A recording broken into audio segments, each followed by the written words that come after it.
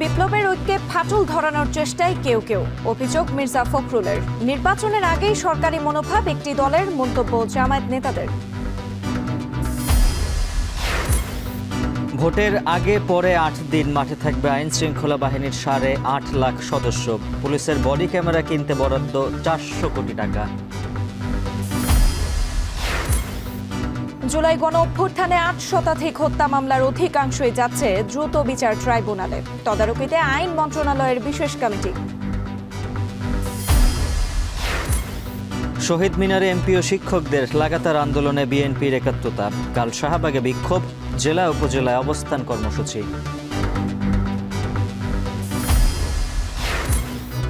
এবং জগন্নাথ বিশ্ববিদ্যালয়ের ছাত্রদল নেতা হত্যায় এখনো মামলা হয়নি। শনাক্ত দুজনকে কাল সকালের আগেই গ্রেপ্তারের আশা পুলিশের।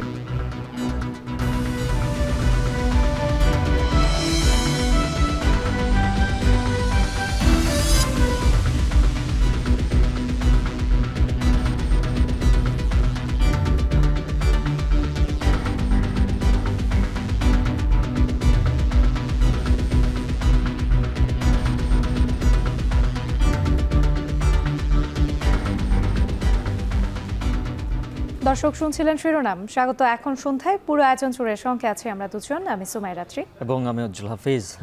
বিভাজনের রাজনীতি নয়, সবাইকে নিয়ে নতুন বাংলাদেশ গড়তে চায় বিএনপি। তবে কিছু মানুষ ৭১ ও ২৪-এর ঐক্যে ভাঙন ধরাতে চায় বলে মন্তব্য করেছেন দলটির মহাসচিব মির্জা ফখরুল ইসলাম আলমগীর। অভ্যুত্থানের পর রাজনীতিবিদদের মধ্যে অনৈক্য দেখে অনেকেই হতাশ হয়ে পড়েছে বলেও মনে করেন তিনি। রাজধানীতে আলাদা দুটি অনুষ্ঠানে এসব কথা বলেন তিনি। বিস্তারিত প্রতিবেদনে। দলের নীতির প্রতি সমর্থন জানিয়ে সনাতন ধর্মাবলম্বীদের বিভিন্ন সম্প্রদায়ের ৫০ জন আনুষ্ঠানিকভাবে যোগ দিলেন বিএনপিতে। গুলশানে বিএনপি চেয়ারপারসনের রাজনৈতিক কার্যালয়ে এ যোগদান উপলক্ষে আয়োজিত অনুষ্ঠানে দলটির মহাসচিব মির্জা ফখরুল ইসলাম আলমগীর বলেন, বিভাজন অনৈক্যের রাজনীতি নয়, সবাইকে নিয়ে ঐক্যবদ্ধভাবে নতুন বাংলাদেশ গড়তে চায় বিএনপি। বলেন, কিছু মানুষ চেষ্টা করছে ৭১ ও ২৪-এর ঐক্য ভাঙন ধরাতে, কিন্তু প্রতিশোধ প্রতিহিংসা চায় না তার দল। জিওপলিটিক্সের কারণে, দেশে দেশে সমস্যার কারণে, জাতিভেদ, বিভিন্ন সমস্যা, রাজনীতির কূটচক্রের কারণে আমাদের মধ্যে মানুষের অনেক বিভেদ সৃষ্টি করার চেষ্টা করা হয়েছে, আমাদের মধ্যে বিভাজন সৃষ্টি করার চেষ্টা করা হয়েছে। আমরা কিন্তু বাংলাদেশে সকল ধর্মের মানুষকে একতাবদ্ধ করার কথা বারবার বলেছি। এই দেশে আর প্রতিশোধ প্রতিহিংসা চাই না, আমরা ভালোবাসার মধ্য দিয়ে মানুষকে জয় করি, বিভাজনের রাজনীতি একটা ঐক্যের রাজনীতি সৃষ্টি করতে চাই। এর আগে রাজধানীর ডিপ্লোমা ইঞ্জিনিয়ারিং ইনস্টিটিউটে বিশ্ববিদ্যালয় পরিক্রমা আয়োজিত এসএসসি পরীক্ষায় জিপিএ 5 প্রাপ্ত শিক্ষার্থীদের সংবর্ধনা অনুষ্ঠানে বিএনপি মহাসচিব বলেন, অভ্যুত্থানের পর রাজনীতিবিদদের মধ্যে অনৈক্য দেখে অনেকে হতাশ হয়ে পড়েছেন। বলেন, দেশে ক্রান্তিকাল চলছে, তাই চারদিকে অনৈক্যের সুর। রাজনীতিবিদরা দেশের পথ যেমন তৈরি করে, তেমনি পথ নষ্টও করেন বলে মন্তব্য করেন তিনি। এত বড় একটা অভ্যুত্থানের পরে এত বড় একটা সুযোগ সৃষ্টি হয়েছে দেশটাকে আবার সুন্দর করবার, সুন্দর করে গড়ে তুলবার, কিন্তু আমরা যখন চারদিকে দেখছি যে আমাদের রাজনীতিবিদরা ঐক্য হারিয়ে ফেলছেন, অনেককে তুলে যাচ্ছেন, চারদিকে দেখছি যে একটা অনেকের সুর, তখন আমরা অনেকেই হতাশ হচ্ছি যে আমাদের দেশের শিক্ষা ব্যবস্থা সেই রকম তো নয়, বরঞ্চ অত্যন্ত নিম্নমানের। এর জন্য দায়ী রাজনীতিবিদরাই, এর জন্য দায়ী আমরাই। এ সময় তরুণদের সামনে রাজনীতির সম্ভাবনা বাস্তবায়ন করার সুযোগ এসেছে উল্লেখ করে গণতন্ত্র প্রতিষ্ঠার জন্য যে সকল শিক্ষার্থীরা প্রাণ দিয়েছেন তাদের ধন্যবাদ জানান মির্জা ফখরুল। এই রাজনীতিবিদরাই একটা দেশের ভাগ্য নিয়ন্ত্রণ করে। আসিফ ইকবাল খান, এখন, ঢাকা। উজ্জ্বল, জাতীয় নির্বাচনকে প্রশ্নবিদ্ধ করতে কিন্তু নির্বাচন এবং গণভোট একই দিনে করার অপচেষ্টা করছে একটি দল, এমন কিন্তু মন্তব্য করেছেন জামায়াত নেতারা। ডাকসু সহ সাম্প্রতিক বিশ্ববিদ্যালয় সংসদ নির্বাচনের ফলাফলের মতো আগামী নির্বাচনেও নীরব বিপ্লব হবে বলেও আশা তাদের। পাশাপাশি নির্বাচনের আগে একটি দলের সরকার মনোভাবও চলে এসেছে বলে মন্তব্য করেন তারা। প্রতিবেদনে দেখব বিস্তারিত। নভেম্বরের মধ্যেই জুলাই সনদ বাস্তবায়নে রাষ্ট্রপতির আদেশ জারি ও গণভোট, পিআর পদ্ধতি বাস্তবায়ন, লেভেল প্লেইং ফিল্ড নিশ্চিত সহ 5 দফা দাবিতে জামায়াতে ইসলামী সহ সমমনা রাজনৈতিক দলগুলোর চতুর্থ দফা কর্মসূচির অংশ হিসেবে আজ ঢাকায় বিক্ষোভ মিছিল করে জামায়াতে ইসলামী ও ইসলামী আন্দোলন বাংলাদেশ সহ সমমনা দলগুলো। সোমবার বিকেলে বায়তুল মোকাররমের উত্তর গেট থেকে 5 দফা দাবিতে জামায়াতের বিক্ষোভ মিছিল হয়। পল্টন মোড়, বিজয়নগর প্রদক্ষিণ করে কাকরাইল মোড়ে এসে শেষ হয় জামায়াতের ঢাকা মহানগর দক্ষিণের এই মিছিল। মিছিলের আগে সমাবেশে দলটির সহকারী সেক্রেটারি জেনারেল রফিকুল ইসলাম খান বলেন, জাতীয় নির্বাচনকে প্রশ্নবিদ্ধ করতেই গণভোট ও নির্বাচন একই দিনে করার অপচেষ্টা করছে একটি দল। ডাকসু, জাকসু, রাকসু এবং চাকসুতে যেভাবে বিপ্লব হয়েছে, আগামী নির্বাচনে এভাবে নীরব বিপ্লব হবে বলেও জানান তিনি। এর প্রধান কারণই হলো নির্বাচনকে প্রশ্নবিদ্ধ। এদিকে মহাখালীতে একই দাবিতে বিক্ষোভ মিছিল ও সমাবেশ করে জামায়াতে ইসলামী ঢাকা মহানগর উত্তর। মিছিলের আগে সমাবেশে দলটির নায়েবে আমির অধ্যাপক মুজিবুর রহমান বিচারের পরেই নির্বাচন দেয়া সহ 5 দফা দাবি মেনে নিতে সরকারকে আহ্বান জানান। প্রশাসনকে দলীয়করণ থেকে মুক্ত করতে প্রয়োজনে সচিবালয় ঘেরাওয়ের হুঁশিয়ারি দেন জামায়াত নেতারা। নির্বাচনের আগে লেভেল প্লেইং ফিল্ড নিশ্চিত করার দাবি জানান তারা। এদিকে একই দাবিতে বায়তুল মোকাররমের উত্তর গেটে বিক্ষোভ সমাবেশ করেছে ইসলামী আন্দোলন বাংলাদেশ। মুজাহিদ শুভ, এখন, ঢাকা। নির্বাচনের সময় আইন শৃঙ্খলা রক্ষায় ভোটের মাঠে প্রায় 1 লাখ সেনা সদস্য, 1.5 লাখ পুলিশ ও অন্তত 6 লাখ আনসার সদস্য দায়িত্ব পালন করবেন বলে জানিয়েছেন ইসি সচিব আখতার আহমেদ। এছাড়াও তফসিল ঘোষণা থেকে ভোট পরবর্তী গেজেট প্রকাশ পর্যন্ত আইন শৃঙ্খলা পরিস্থিতি নিয়ে বেশ কিছু পরিকল্পনাও রয়েছে বলে জানান তিনি। সোমবার আইন শৃঙ্খলা সংশ্লিষ্ট অংশীজনদের সাথে বৈঠক শেষে কমিশন সচিব অবাধ, সুষ্ঠু ও নিরপেক্ষ নির্বাচনের বিষয়ে ফলপ্রসূ আলোচনার কথা জানান। বিস্তারিত মিয়া আমিরুলের প্রতিবেদনে। সংসদ নির্বাচন উপলক্ষে ইসির সাথে আইন শৃঙ্খলা বিষয়ে মতবিনিময় ও প্রাক প্রস্তুতিমূলক সভায় দেশের বিভিন্ন বাহিনী ও মন্ত্রণালয়ের প্রতিনিধিরা ভোটের মাঠে ভোট গ্রহণ কর্মকর্তাদের করণীয় থেকে শুরু করে সার্বিক নিরাপত্তায় আইন শৃঙ্খলা রক্ষাকারী বাহিনীর মধ্যে সমন্বয়ের বিষয়ে বিশেষভাবে গুরুত্ব পায়। নির্বাচনের তফসিলের বাকি যখন প্রায় 1.5 মাস, তখন আইন শৃঙ্খলা সংশ্লিষ্টদের সাথে বর্তমান কমিশনের প্রথমবারের মতো আনুষ্ঠানিক এই সভা। আলোচনায় আসে নির্বাচন ঘিরে বৈধ অবৈধ অস্ত্র নিয়ন্ত্রণ, এআই এর অপব্যবহার রোধে করণীয়, বিদেশি পর্যবেক্ষক নীতিমালার কার্যকারিতা থেকে শুরু করে জেলা উপজেলা নির্বাচন অফিসের কার্যক্রম ও গোয়েন্দা সংস্থার কাজের সমন্বয়ের বিষয়ে। একই সাথে ড্রোন ব্যবহারের নিষিদ্ধকরণ এবং ভোটকেন্দ্র পর্যবেক্ষণে বডি অন ক্যামেরার বিষয়েও গুরুত্ব পায়। নির্বাচন ভবনে বৈঠক শেষে ইসি সচিব জানান, নির্বাচনের আগের 3 দিন, নির্বাচনের দিন সহ পরবর্তী 4 দিন আইন শৃঙ্খলা রক্ষায় ভোটের মাঠে প্রায় 1 লাখ সেনা সদস্য, 1.5 লাখ পুলিশ ও অন্তত 6 লাখ আনসার সদস্য সরব থাকার বিষয়ে। পুলিশের কথা বলেছি, আর্মি সেনাবাহিনীর কথা বলেছে 90,000 থেকে 1 লক্ষ, আর আনসার ভিডিবির সংখ্যাটা আরো একটু বেশি, প্রায় ক্লোজ টু 5.5 থেকে 6 লক্ষ। এইটুকু সংখ্যাগত হিসাবগুলো না, আরো ব্যাপার আছে যে বিন্যাসের পরে, ক্যাটাগরাইজেশনের পরে এটা আরো একটু স্মুথ হবে। এছাড়াও তফসিল ঘোষণা থেকে ভোট পরবর্তী গেজেট প্রকাশ পর্যন্ত আইন শৃঙ্খলা পরিস্থিতি নিয়ে বেশ কিছু পরিকল্পনা রয়েছে বলেও জানান তিনি। এই পর্যায়ে যেমন আপনার সেনাবাহিনী মাঠ পর্যায়ে তারা কাজ করছেন, ডিপ্লয়মেন্ট আছে ইন একটু সিভিল পাওয়ার। নীতিগতভাবে তারা যে অবস্থানে, যে যার অবস্থানে আছেন, এইটা যেটা আমরা এমফাসাইজ করেছি যে ইন্টেলিজেন্স শেয়ারিং, যে প্রত্যেকটা অর্গানাইজেশনে তাদের কিছু নিজস্ব ইন্টেলিজেন্স তারা কালেক্ট করে, কিন্তু ইন্টেলিজেন্স শেয়ারিংটা হবে। অংশীজনদের সাথে অবাধ, সুষ্ঠু ও নিরপেক্ষ নির্বাচনের বিষয়ে ফলপ্রসূ আলোচনার পাশাপাশি ভোটের পরিবেশ নিয়ে সংশ্লিষ্টদের শঙ্কা নেই বলেও জানান তিনি। নির্বাচন করার মতন পরিবেশ আছে এবং সেটাই আরো সংহত করার জন্যই আজকের আলোচনা, এবং এটা চলমান থাকবে। মিয়া আমিরুল, এখন, ঢাকা।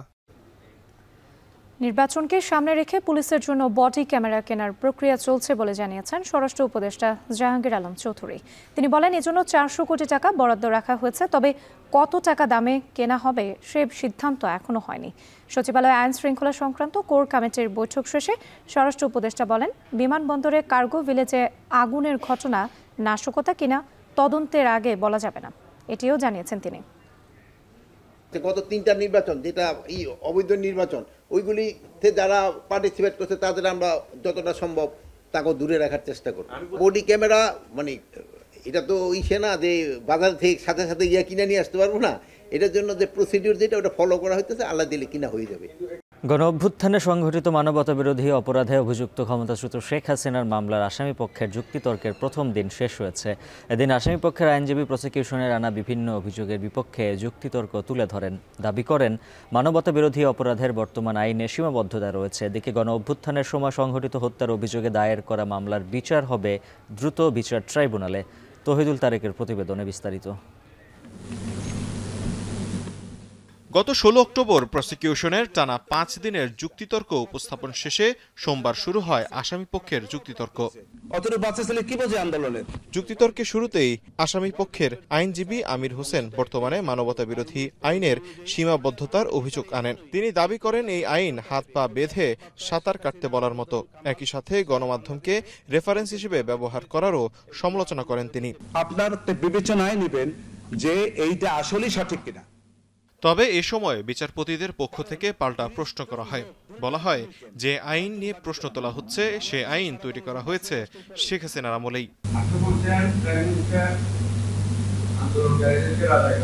শুধুমাত্র যারাই রাজাকার ওর মধ্যে তাদের কি বলেছেন। এরপর শেখ হাসিনার দুঃশাসনের পক্ষে তুলে ধরা প্রসিকিউশনের যুক্তিতর্কের বিপক্ষে পাল্টা যুক্তিতর্ক তুলে ধরে আসামি পক্ষ।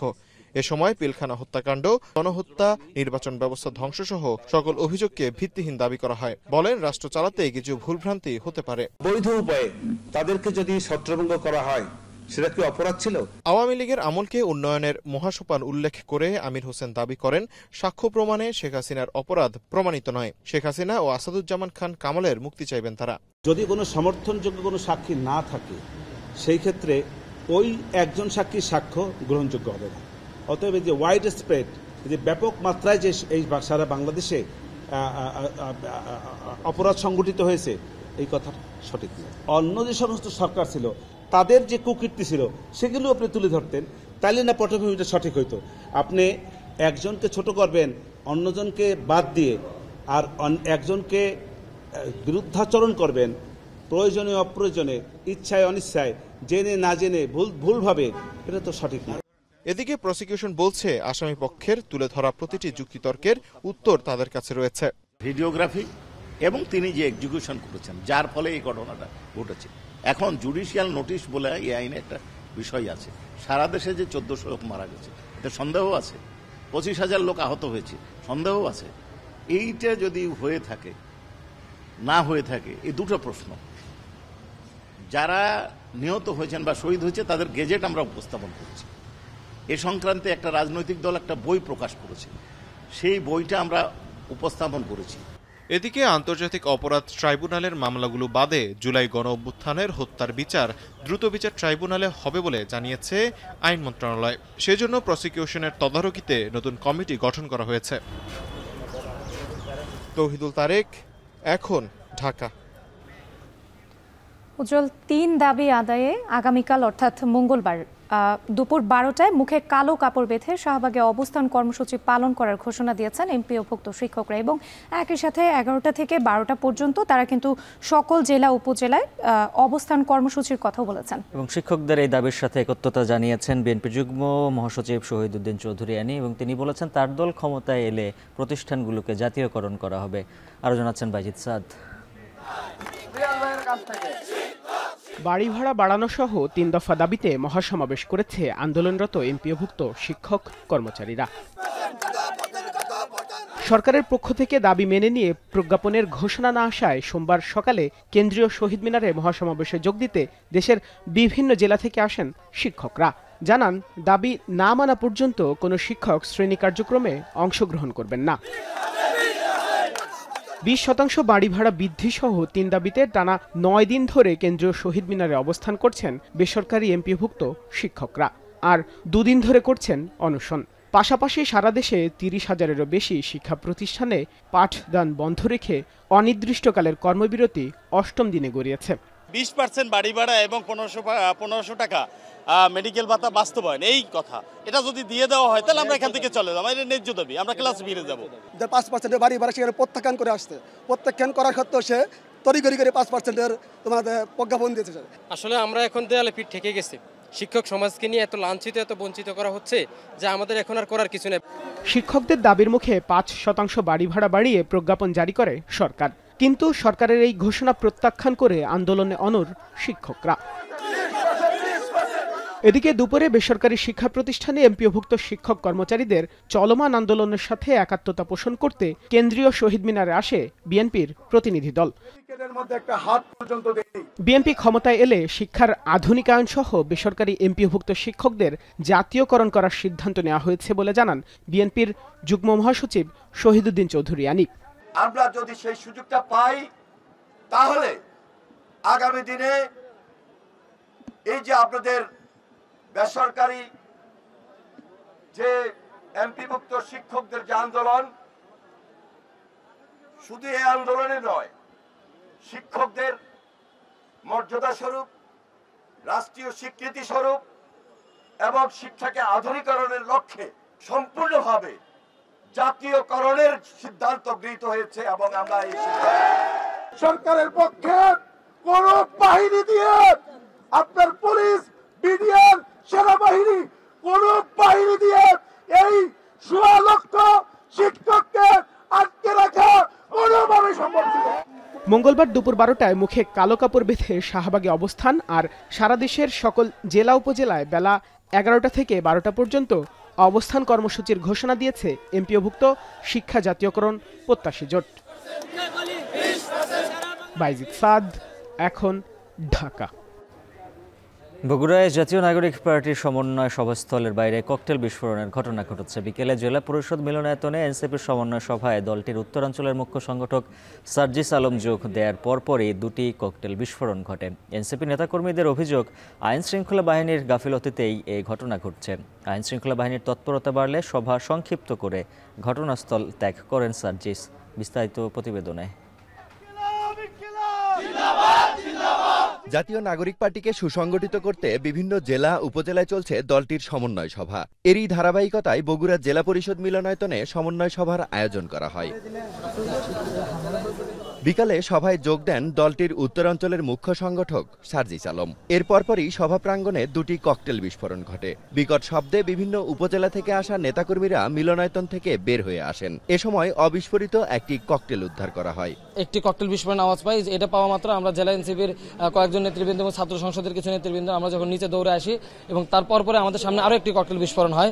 যখন আমরা তাদেরকে ধাওয়া করি তো সে সময় তারা ওইখান থেকে পালিয়ে যায়। আমাদের প্রশাসনের যারা আছে উপস্থিত এখানে ওনারা প্রথম থেকেই ছিল, তবে বিষয়টা যেহেতু অনাকাঙ্ক্ষিত আমরা তাদের প্রতি আশা রাখবো যে এটা যথেষ্ট একটা ইনভেস্টিগেশন হবে। এরপর সভা সংক্ষিপ্ত করে সভাস্থল ত্যাগ করেন সার্জিস আলম। তার অভিযোগ, আইন শৃঙ্খলা বাহিনীর গাফিলতিতেই এমন ঘটনা ঘটেছে। আমাদের একটা ইন্টারনাল সাংগঠনিক সভা চলছে, আমাদের যারা সাংগঠনিক কমিটিতে আছে সেই জায়গায় অডিটোরিয়াম পর্যন্ত এসে যদি ককটেল বিস্ফোরণ করতে পারে তাহলে এই নিরাপত্তা ব্যবস্থা নিয়ে আমরা মনে করি যে আগামীর বাংলাদেশ এবং বাংলাদেশের জনগণ একটা অস্থিতিশীল শঙ্কার দিকে যাচ্ছে। অন্তর্বর্তীকালীন সরকারকে, প্রশাসনকে এই জায়গায় আমরা সতর্ক হওয়ার জন্য আহ্বান করছি এবং এইখানে কারা জড়িত তাদের মুখোশ, তাদের পরিচয় উন্মোচন করতে হবে, উপযুক্ত বিচারের আওতায় আনতে হবে। পুলিশ সুপারের কার্যালয়ের পাশে এমন ঘটনায় আতঙ্ক ছড়িয়েছে শহর জুড়ে। পুলিশ বলছে জড়িতদের ধরতে পুলিশের একাধিক টিম কাজ করছে। কারা থ্রো করেছে, কেন থ্রো করেছে, এটা আমাদের অনুসন্ধান অব্যাহত আছে। আর এছাড়াও আরেকটি বিষয় হচ্ছে যে তারা থ্রো করেছে একটা ফাঁকা জায়গাতে একটা আতঙ্ক সৃষ্টি করার জন্য। এতে আল্লাহর রহমতে কোনো হাতাহাতির ঘটনা ঘটে নাই। সার্জিস আলম সভাস্থল ত্যাগ করার পর বিক্ষোভ মিছিল বের করে এনসিপি। এ ঘটনায় শহর জুড়ে উত্তেজনা বিরাজ করছে। রাজীব সেলিম, এখন, বগুড়া। উজ্জ্বল, গতকাল কিন্তু একটি মর্মান্তিক ঘটনা ঘটে গেল এবং জগন্নাথ বিশ্ববিদ্যালয়ের পরিসংখ্যান বিভাগের যে ছাত্র রয়েছেন জুবায়েদ, তার কিন্তু ছুরিকাঘাত করে তাকে হত্যা করা হয়েছে এবং এখন পর্যন্ত কিন্তু কোনো মামলা করা হয়নি এবং সেই সাথে সেখানে দুজনকে কিন্তু শনাক্ত করা হয়েছে এবং এই ঘটনায় জড়িতদের দ্রুত গ্রেফতার করার আশ্বাস দিয়েছে আইন শৃঙ্খলা বাহিনী এবং হচ্ছে মামলার দ্রুত অগ্রগতি না হলে ক্লাসে ফিরবেন না শিক্ষক শিক্ষার্থী। আতিক মেজবাহ লগ্ন জানাচ্ছেন বিস্তারিত।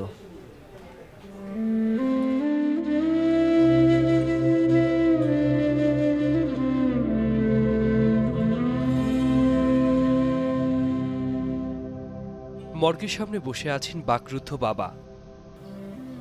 হাতে পড়া সোনালী ঘড়িতে প্রহর গুনছেন আদরে বড় করা সন্তানের ক্ষতবিক্ষত দেহ ফেরার অপেক্ষায়। শোকে পাথর হয়ে নির্ঘুম নিঃশব্দে পাশে দাঁড়িয়ে দুই ভাইও। রোববার সকাল 10টার দিকে মিটফোর্ড হাসপাতালের মর্গে আনা হয় মরদেহ। ময়নাতদন্ত শেষে বেলা 12:30টায় লাশবাহী গাড়ি রওনা হয় জগন্নাথ বিশ্ববিদ্যালয় ক্যাম্পাসের উদ্দেশ্যে। ক্যাম্পাসে পৌঁছালে শেষবারের মতো প্রিয় জোবায়েদকে দেখতে ভিড় জমে শিক্ষার্থী ও স্বজনদের। দ্রুত বিচার দাবি জানান ছাত্রনেতারা। সবচেয়ে আশ্চর্যজনক বিষয় এবং দুঃখজনক বিষয় হচ্ছে যখন একজন শিক্ষার্থীর লাশ যখন টিউশনি বাসা সিঁড়িতে পড়ে থাকতে দেখা হয়, এটা অত্যন্ত বেদনাদায়ক বিষয়। কোনো নিছক দুর্ঘটনা নয় বা কোনো ষড়যন্ত্র থাকে কিনা এই পুরো ঘটনা তদন্ত করার জন্য আমরা পুলিশ প্রশাসনকে সর্বাত্মকভাবে জানিয়েছি। তারা আমাদেরকে আশ্বস্ত করেছে যে তারা তদন্ত করছে। এখনো পর্যন্ত কোনো আসামি গ্রেপ্তার হয়নি। তারা 24 ঘন্টা সময় চেয়েছেন। আমরা বিশ্বাস করি যে খুব দ্রুত সময়ের মধ্যে তারা আসামিদের গ্রেপ্তার করতে পারবে। বিচার করতে গিয়ে কে নারী কে অন্য কোনো দল, এগুলো আমরা বাস বিচার করব না। আমরা চাই হত্যাকারীকে যত দ্রুত সম্ভব তাকে আইনের আওতায় নিয়ে এসে পরিপূর্ণ শাস্তির ব্যবস্থা করব। স্থগিত বিশ্ববিদ্যালয় দিবসের আয়োজন স্থলের ছাউনিতেই সোমবার বিকেল 2:05 অনুষ্ঠিত হয় জানাজা। শেষ বিদায়ের আবেগে ভেসে যায় গোটা ক্যাম্পাস। এরপর জরুরি সংবাদ সম্মেলন ডাকে শিক্ষক, ছাত্রনেতা ও প্রশাসন। দ্রুত দৃশ্যমান অগ্রগতি না হলে ক্লাসে না ফেরার ঘোষণা দেন তারা।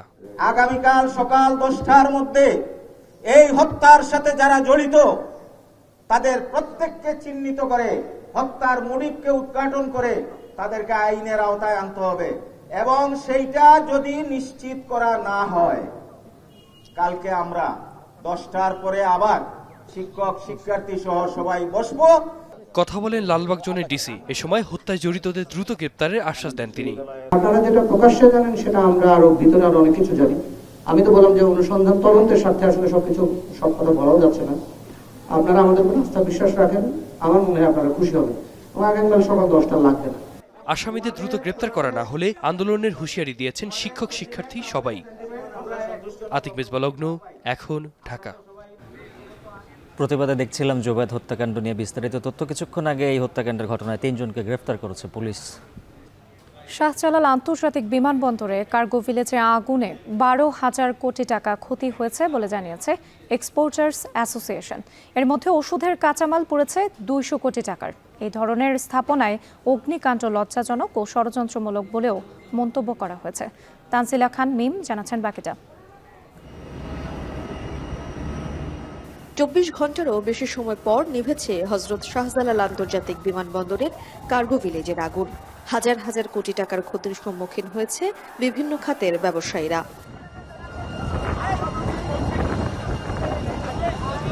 রাজধানীর একটি হোটেলে এক্সপোর্টার্স অ্যাসোসিয়েশন অফ বাংলাদেশ সংবাদ সম্মেলন করে জানান, কার্গো ভিলেজের অগ্নিকাণ্ড প্রমাণ করে এর নিরাপত্তা ব্যবস্থা যথেষ্ট কার্যকর নয়।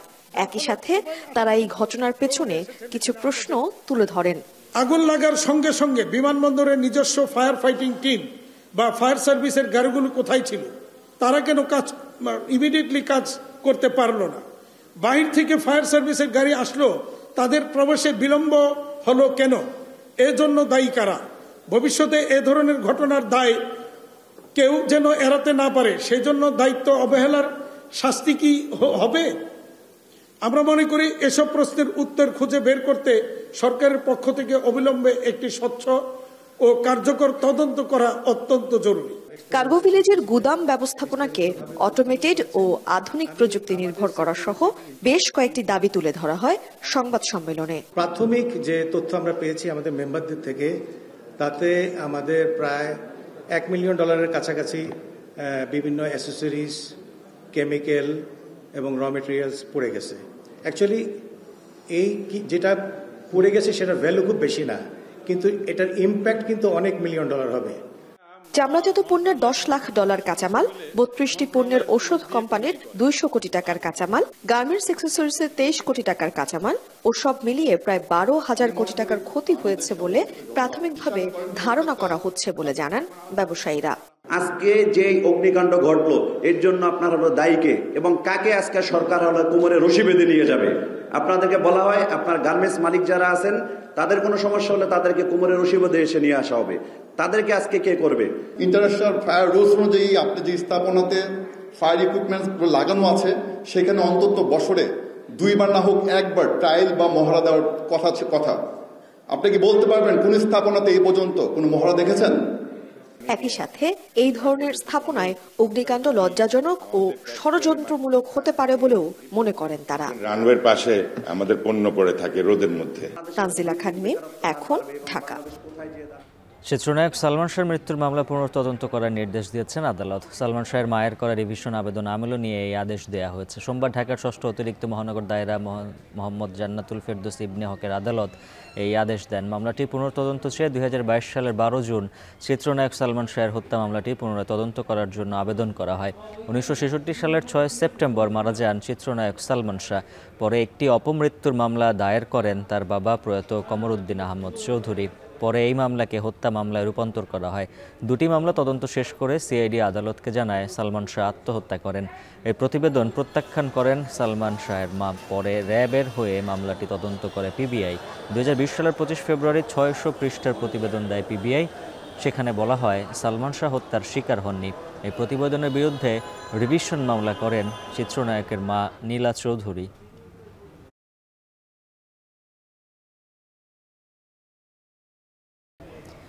বাংলাদেশ ব্যাংকের সাবেক গভর্নর আতিকুর রহমান, জনতা ব্যাংকের সাবেক চেয়ারম্যান অর্থনীতিবিদ আবুল বারকাত সহ ২৬ জনের বিরুদ্ধে আদালতে চার্জশিট দাখিল করতে যাচ্ছে দুদক।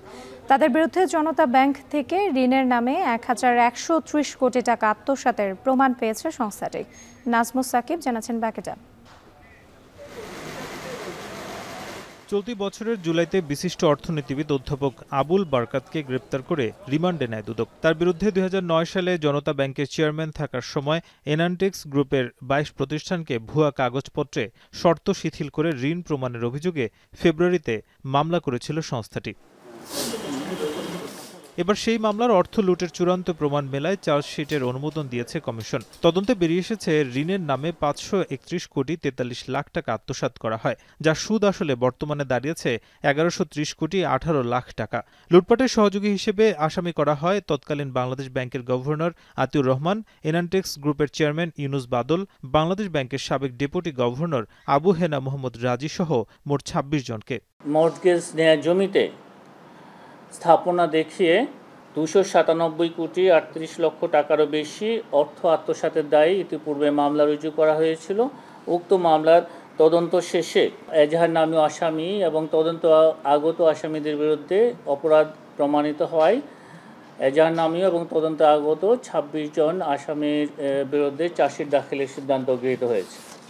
এদিন সমবায় ব্যাংকের সাবেক চেয়ারম্যান ও কার্যক্রম নিষিদ্ধ আওয়ামী লীগ নেতা মহিউদ্দিন আহমেদ মহি ও তার স্ত্রীর বিরুদ্ধে ৫ কোটি টাকার বেশি সম্পদ মেলায় চার্জশিটের অনুমোদন দিয়েছে দুদক।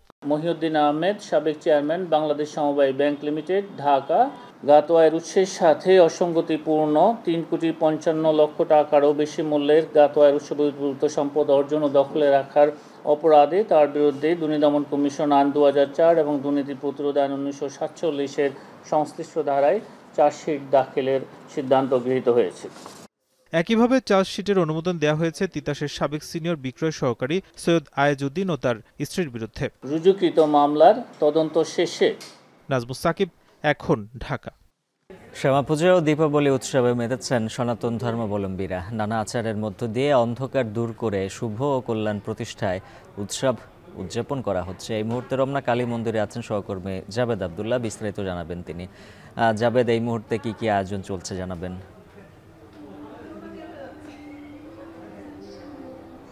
উজ্জ্বল, যেমনটি বলছিলেন, মূলত সনাতন ধর্মাবলম্বীদের দ্বিতীয় বৃহৎ ধর্মীয় উৎসব এই কালী পূজা বা দীপাবলি, যেটি মূলত কার্তিকের যে অমাবস্যা তিথি সেই তিথি অনুযায়ী অনুষ্ঠিত হয়। এখানে যারা ভক্তরা আসছেন, ভক্তরা বলছেন যে কালী পূজা বা এই দীপাবলির মূলত আয়োজন করা হয় অশুভ শক্তিকে বিতাড়িত করার জন্য, শুভ শক্তির আগমনের জন্য, মূলত সকল অমঙ্গলকে বিতাড়িত করার জন্যই মূলত বাসা বাড়ি এবং মন্দিরে মন্দিরে মাটির যে প্রদীপ রয়েছে সেই প্রদীপ জ্বালানো হয়। ভক্তরা যে বিষয়টি এবার আমাদেরকে জানিয়েছে সেটি হলো যে এই যে কালী মা যিনি রয়েছে সেটি তার ১১টি আসলে ভিন্ন ভিন্ন মাহাত্ম্য রূপ রয়েছে। এবার তিনি যে রূপে এসেছেন সেটি হলো ক্রন্দনরত রূপে তিনি ফিরে এসেছেন। মূলত এই যে দুর্গা পূজার পরে মূলত বিদায় যে বিধুর যে মনোভাব রয়েছে সেই বিদায় বিধুর মনোভাব কাটিয়ে উঠতে এই যে এবারের যে কালী পূজা সেটি বেশ গুরুত্বপূর্ণ বলে কিন্তু ভক্ত অনুসারীরা জানাচ্ছে। তারা মূলত কপালে তিলক এবং সিঁদুর হাতে রাখি পরে আসছেন এবং মা এই কালী দেবীর চরণে পূজা অর্চনা করছেন। অন্যান্য আরও যে ধর্মীয় অনুশাসন রয়েছে সেগুলো মেনে মূলত মন্দিরে মন্দিরে মণ্ডপে মণ্ডপে তারা প্রদীপ জ্বালাচ্ছেন।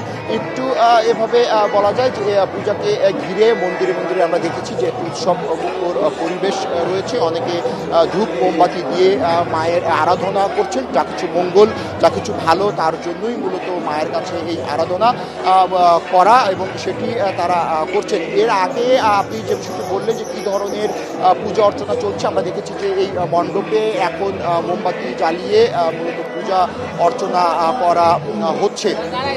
এর পাশাপাশি আমরা দেখছি সময় বাড়ার সাথে সাথে আসলে মণ্ডপগুলোতে এই যে সনাতন ধর্মের যারা অনুসারী, যারা হিন্দু সম্প্রদায়ের অনুসারী, তাদের ভিড় বেড়েছে। একই সঙ্গে এখানে নিরাপত্তা ব্যবস্থা আলাদা বলয় তৈরি করা হয়েছে, 4 স্তরের নিরাপত্তা ব্যবস্থা এখানে রাখা হয়েছে।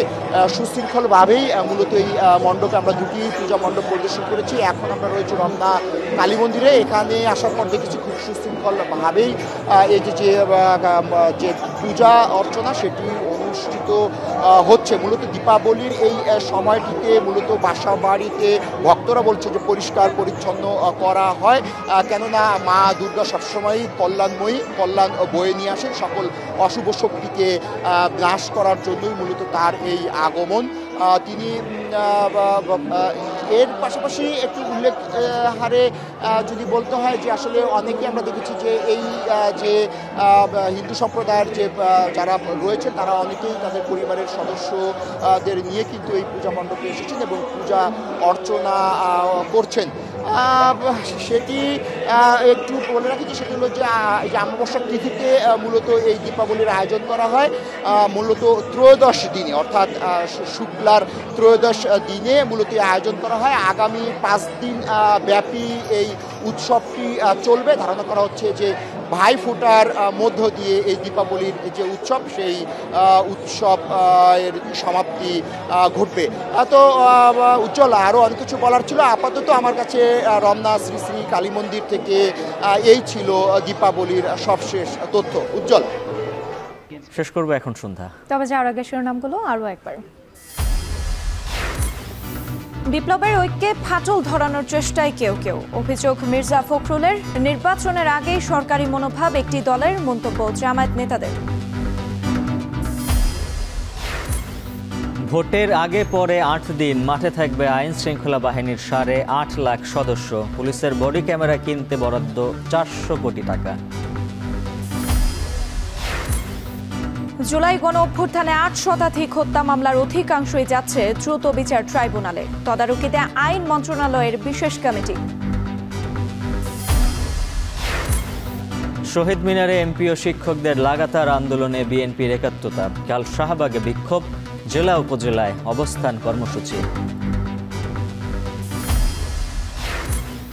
এবং জগন্নাথ বিশ্ববিদ্যালয়ের ছাত্রদল নেতা হত্যায় 3 জনকে আটক করেছে পুলিশ, মামলা হয়নি এখনো।